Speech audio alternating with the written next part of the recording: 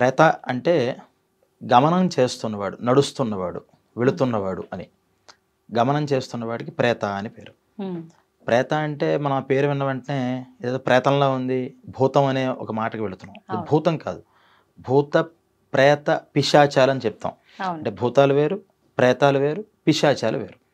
ఇట్లా ప్రేత అంటే అప్పటిదాకా ఒక శరీరంలో ఉండి అక్కడి నుంచి ఏ శరీరాన్ని నేను పొందాలి అని ఆలోచనతో వెతుకులాట చేసుకుంటూ ఒకవేళ ఏదైనా శరీరం దొరికితే దాని నుంచి అది పర్మనెంట్ శరీరం కాదు, తాత్కాలికంగా మాత్రమే.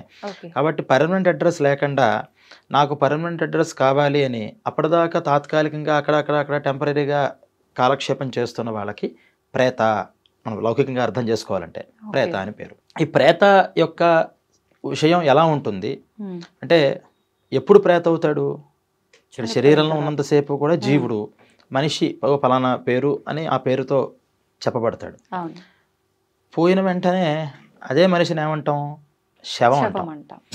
అప్పుడు ఎంత ప్రేమగా ఉన్న తండ్రి గారైనా, భర్త అయినా సరే, ఇంకోళ్ళైనా సరే, ఇంట్లో శవాన్ని తీసుకెళ్తున్నారు, శవం ఉంది అని మాట్లాడతారు తప్పితే నాన్నగారు ఉన్నారు, నాన్నగారిని తీసుకెళ్తున్నారు అని మాట్లాడలేరు.